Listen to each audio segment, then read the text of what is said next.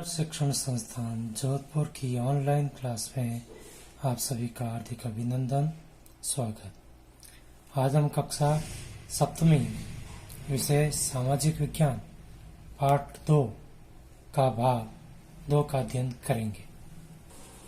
पाठ 2 नए राजा और उनके राज्य।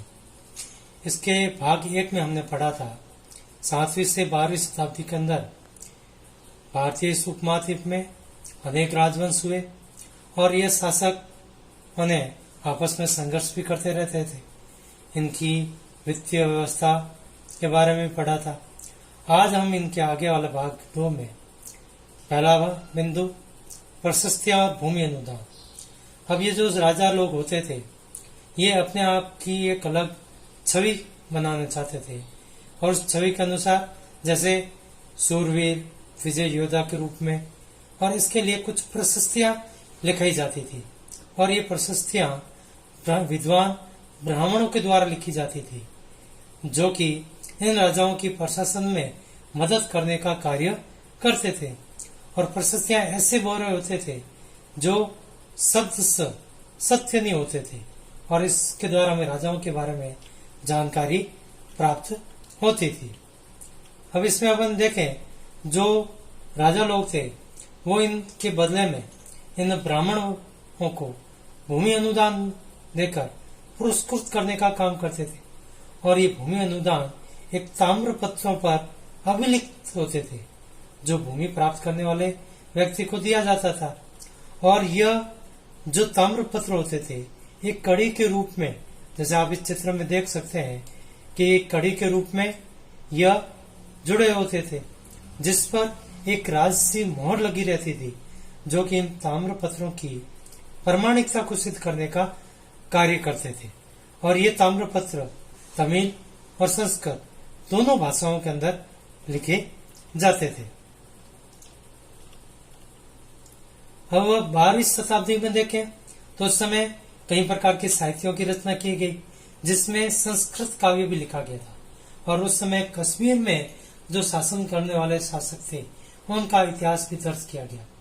कश्मीर के अंदर एक विद्वान हुआ कलण, उसने कश्मीर के बारे में एक ऐसी पुस्तक लिखी जिसका नाम है राजतर्गिणी। और कलण ने अपना जो वृत्तांत लिखा इसके लिए इसने विभिन्न प्रकार के स्रोतों का प्रयोग किया, जैसे विभिन्न प्रकार के शिलालेख, दस्तावेज या प्रत्यक्षों के वर्णन या इससे पहले के जो इतिहासकार थे उनके द्वारा लिखे गए ऐतिहासिक स्रोत, उन सब का इस्तेमाल किया। अब इस कलण के द्वारा जो प्रशस्तियां लिखी गई थी वो अन्य लेखकों से भिन्न प्रकार की थी, जिसने उस काल के जो शासक थे उनकी नीतियों की आलोचना के बारे में भी इसके द्वारा लिखा गया था। और इस कारण से इसका एक जो ग्रंथ है उस काल का एक असाधारण ग्रंथ माना जाता है। अब धन के लिए युद्ध। अब उस काल का जो शासन काल देखें 7वीं से 12वीं शताब्दी तक का, तो प्रत्येक शासक राजवंश का कोई क्षेत्र विशेष था जहां पर उनका नियंत्रण था। इसके अलावा ये शासक दूसरे क्षेत्रों पर भी नियंत्रण करने का प्रयास करते रहते थे। मुख्य रूप से गंगा घाटी का जो कनौज का क्षेत्र था वहां पर ये अधिकार करने का प्रयास करते थे। और इस कनौज नगर पर गुर्जर प्रतिहार, पालवंश और राष्ट्रकूट इनके जो शासक सदियों तक नियंत्रण करने के लिए संघर्ष करते रहते थे। और इन तीनों राजवंशों के अंदर लंबी जो लड़ाई चलने के लिए 3 पक्ष हुआ करते थे। इस कारण से इतिहासकारों ने इसे त्रिपक्षीय संघर्ष के रूप में मान्यता दी। अब ये जो शासक थे युद्ध में जो जीत कर धन प्राप्त करते थे उनसे बड़े बड़े मंदिरों का निर्माण करवाते थे या दुर्गों का निर्माण कराते थे जिससे अपनी सत्ता और संसाधनों का प्रदर्शन कर सके। और जब यह एक दूसरे के हिस्से पर आक्रमण करते थे तो मुख्य रूप से इन संपन्न मंदिरों पर अपना हमला करते थे, इन मंदिरों का विध्वंस करते थे, इनको अपना निशाना बनाते थे। और कभी कभी इन मंदिरों की संपन्नता के कारण से अधिक धन प्राप्ति होने के कारण से जो विदेशी आक्रमणकारी थे उनके लिए आकर्षण का केंद्र बनते थे। ऐसा ही एक आक्रमणकारी अपने देश के अंदर आया जो अफगानिस्तान है, उसका गजनी का सुल्तान था मोहम्मद गजनी काफी प्रसिद्ध शासक हुआ। इसका शासनकाल 977 से लेकर 1030 तक का शासन माना जाता है और इसने अपना नियंत्रण मध्य एशिया के भाग, ईरान या उपमहाद्वीप के उत्तर पश्चिमी जो हिस्से वहां तक की इसका शासन था और यह इस भारतीय उपमहाद्वीप में हर साल आक्रमण करता था और इसका मुख्य रूप से निशाना होते थे संपन्न मंदिर। और इन मंदिरों के अंदर भी गुजरात का जो सोमनाथ का मंदिर है यह प्रमुख रूप से सम्मिलित था और इस सोमनाथ के मंदिर से काफी बड़ी मात्रा में धन संपदा को यह लूट के ले जाता था और उस धन संपदा से यह अपने देश गजनी में ले जाकर जाता था और गजनी का जो वैभवशाली राजधानी है उसके निर्माण के अंदर इसके द्वारा खर्च किया गया था।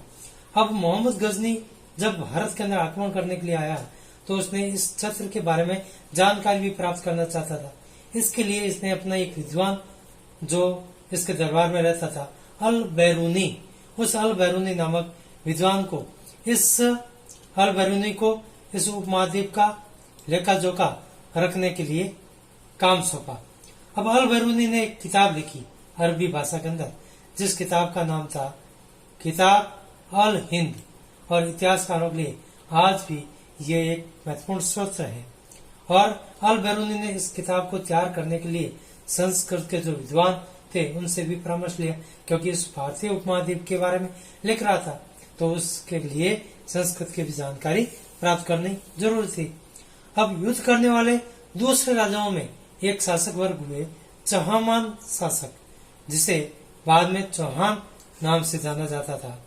और ये चौहान वंश के जो शासक थे दिल्ली और अजमेर इसके आसपास के अंदर इनका मुख्य रूप से शासन था और इनके अंदर भी एक प्रमुख शासक हुए पृथ्वीराज तृतीय, काफी महान शासक हुए और इन चौहानों ने अपने साम्राज्य को विस्तार करने के लिए गुजरात के चालुक्य, पश्चिमी उत्तर प्रदेश के गढ़वाल, इनसे भी इनका संघर्ष चलता रहता था। अब पृथ्वीराज तृतीय जिसका शासनकाल 1168 से 1192 तक था, इसने सुल्तान मोहम्मद गौरी उसने उस समय भारत पर आक्रमण किया। प्रथम युद्ध हुआ 1191 के अंदर जिसमें पृथ्वीराज चौहान को विजय प्राप्त हुई और मोहम्मद गौरी को हार का मुंह देखना पड़ा। लेकिन दूसरे साल ही मोहम्मद गौरी और अधिक तैयारी के साथ में आया और उसने भारत पर आक्रमण किया और जो द्वितीय युद्ध हुआ 1192 के अंदर पृथ्वीराज चौहान की इसमें हार हुई और मोहम्मद गौरी की इसके अंदर विजय प्राप्त हुई। अब आज का गर्भ कार्य। पहला प्रश्न, राजा लोग प्राय ब्राह्मणों को किससे पुरस्कृत करते थे? दूसरा प्रश्न, राजतर्गिणी के लेखक कौन थे? तीसरा प्रश्न, सोमनाथ का प्रसिद्ध मंदिर किस राज्य में स्थित है? चौथा प्रश्न, किताब अल हिंद का लेखक कौन था? धन्यवाद।